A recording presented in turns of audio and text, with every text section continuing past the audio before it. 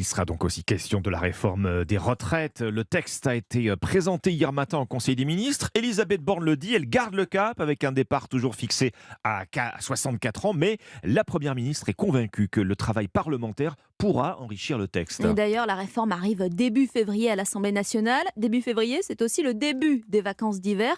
Vous avez peut-être prévu un séjour au ski. Eh bien, les syndicats des remontées mécaniques ne l'entendent pas de cette oreille. Mais oui, Force ouvrière et la CGT ont déposé un préavis de grève illimité à partir du 31 janvier. Mobilisation, là encore, contre la réforme des retraites qui pénalise, disent ces syndicats, les saisonniers. C'est l'avis de Stéphane Cadier. Il travaille à la station de Tignes, dans les Alpes.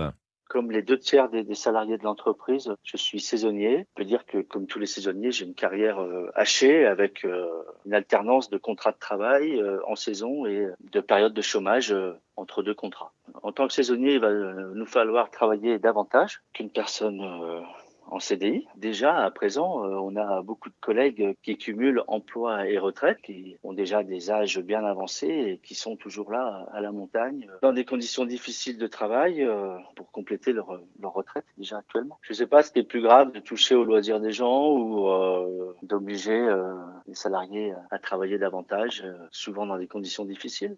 Un témoignage recueilli par Noah Moussa pour Europe 1. Et d'ailleurs, y aura-t-il aussi des trains pour les vacances d'hiver? L'intersyndicale de la SNCF se prononce aujourd'hui sur la possibilité d'une grève reconductible.